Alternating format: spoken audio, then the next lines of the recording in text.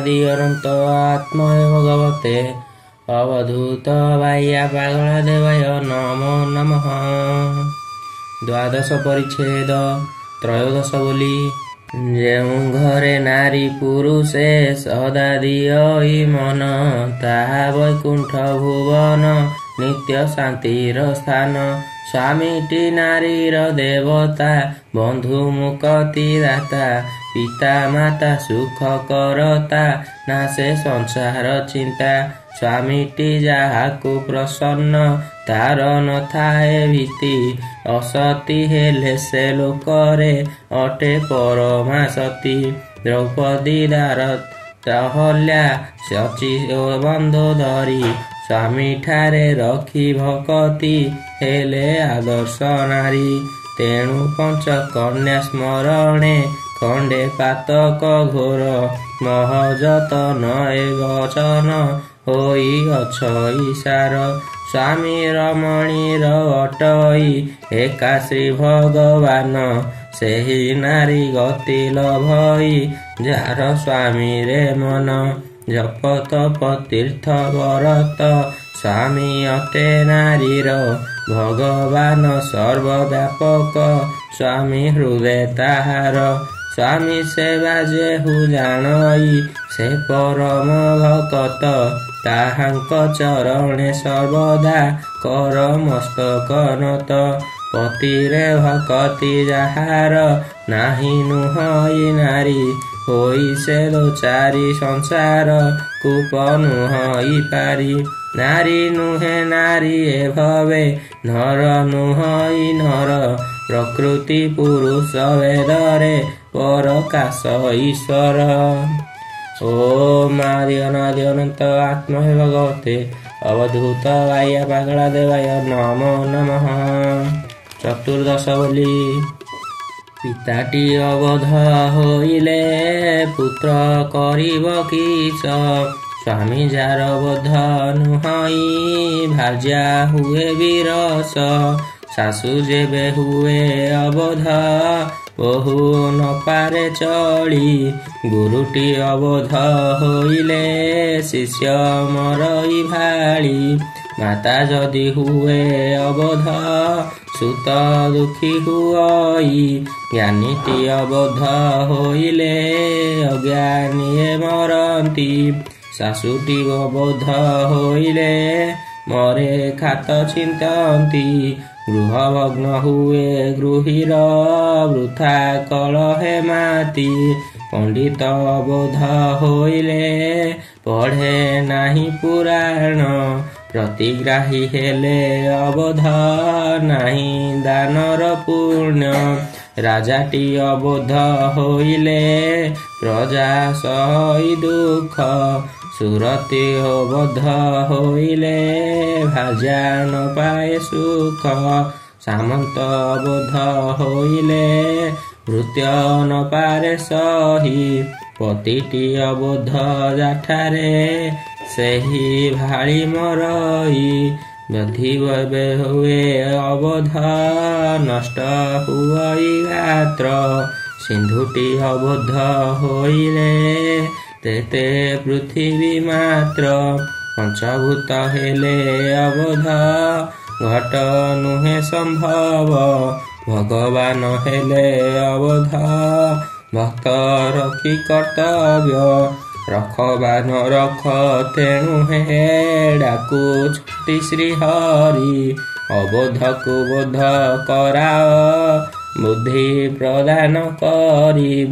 ଓମ୍ ଆଦି ଅନାଦି ଅନନ୍ତ ଆତ୍ମହେ ଭଗବତେ ଅବଧୂତ ବାହ୍ୟା ପାଗଳା ଦେବାୟ ନମୋ ନମଃ। ପଞ୍ଚଦଶ ବୋଲି ଗୋପ ବୃନ୍ଦାବନେ ଖୋଜିଲି କୃଷ୍ଣ ପାଇଲି ନାହିଁ। କାଶୀ ମଥୁରାରେ ବୁଲିଣ ହେଲି ନିରାଶ ମୁହିଁ। ଗଙ୍ଗା ଯମୁନାର କୂଳରେ ବୁଲି ନ ପାଇ ତତେ। ସରସ୍ୱତୀ କୂଳେ ତପତୁ ଆଚରିଲି ନିରତେ। ବଣ ଜଙ୍ଗଲରେ ଭ୍ରମିଲି ପିଣ୍ଡ ଶୁଖାଇ ତପେ। ବାସନା ମନରେ ରହିଲା ମାତି ଅଜ୍ଞାନେ ପାପେ ପର୍ବତ ପାହାଡ଼େ ଖୋଜିଲି ତୋର ଦର୍ଶନ ପାଇ ପୁର ଗ୍ରାମ ଦେଶ ନଗର ଫେରି ନିରାଶ ମୁହିଁ ତନ ତନ କରି ଖୋଜିଲି ଏହି ସାରା ସଂସାର ନ ପାଇ ତଥାପି ତତେ ମୁଁ ହେଲି ଅତି ଆତୁର ରାଗ ତାଳ ଆଉ ନାଚରେ ଖୋଜି ଖୋଜି ରହିଲି କାମ କ୍ରୋଧ ମୋହେ ମୋହିତ ହୋଇ ଧନେର ମିଲି ଖୋଜିଲି ଆକାଶ ପାତଳ ପୁଣି ଜଳ ଗଗନ ଚନ୍ଦ୍ର ସୂର୍ଯ୍ୟ ତାରା ଖୋଜିଲି ନାହିଁ ତୋ ଦର୍ଶନ କସ୍ତୁରୀ ଭାରି ହିରଣୀ ଯେହ୍ନେ ମୃଗ ଭ୍ରମଇ ତୋ ବାସନା ଆସେ ତଥା ମୁଁ ଭୁଲି ଭୁଲି ମରଇ ସଦ୍ଗୁରୁ ଦିନେ ବତାଇ ଦେଲେ କବଚନେ ଶିଶୁ ମୁନା ସ୍ଥାନେ ଦିବେଶୀ ମନ ଦେଖେ ଯତନେ ଦେଖୁ ଦେଖୁ ତୋର ଦର୍ଶନ ହେଲା ହୃଦ ମନ୍ଦିରେ ଭିତରେ ବାହାରେ ସମାନ ଭଗବାନ ନାମରେ ଓମ୍ ଆଦି ଅନାଦି ଅନନ୍ତ ଆତ୍ମୟ ଭଗବତେ ଅବଧୂତ ବାହ୍ୟା ପାଗଳା ଦେବାୟ ନମୋ ନମଃ। ଷୋଡ଼ଶ ବୋଲି ଦାନି ପଣେ ତୁମ୍ଭେ ଦୟାଳୁ ଅଟ ସବୁ ସ୍ଥାନରେ ଦାରୁଣ ପ୍ରାଣର କୃପଣ ହୋଇଥାଅ ବିଧିରେ ଦୟା ଥଳ କୂଳ ନ ପାଇ ଦୟା ସାଗର ନାମ ଦେଇଛନ୍ତି ଦୀନ ଦରିଦ୍ର ଅତି ଶ୍ରଦ୍ଧାରେ ପୂର୍ଣ୍ଣ ଅଶରଣ ଜନେ ଶରଣ ରଖା ଅଟେ ଜୀବିକା ଦୁର୍ଗତି ବିନାଶୀ ସକଳ ଜୀବନ ଚାଉ ଏକା ମୃତ୍ୟୁ ଅପରାଧୀ ହୋଇଲେ ପ୍ରଭୁ କ୍ଷମା ସାଗର ମୁହିଁ ଅପରାଧୀ ସର୍ବଦା ତୁମେ ଦୋଷ ନ ଧର ସ୍ଥିର ଅପରାଧ କରିଲେ करे समांत क्षमा पुत्र अपराध करिले पिता तो करे घेना सेही परि गुरु देव हे करी अछि मु आशा पतित पावन नामरे व्यापी अछि जाजस दीन बंधु पद सूरज मागु अछि शरण कली काल बले दहई कर भय दान तब कृप बले पाइछि जेहु अमूल्य धन सरी नुहे ताहा सहित केबे मणि कांचन पूर्व करम बलरू सुधा भांड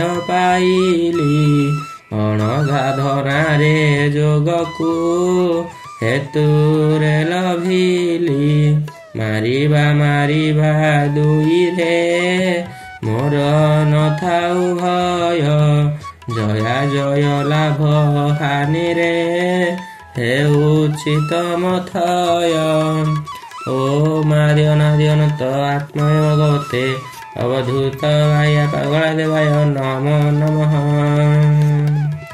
ओम शांति शांति शांति।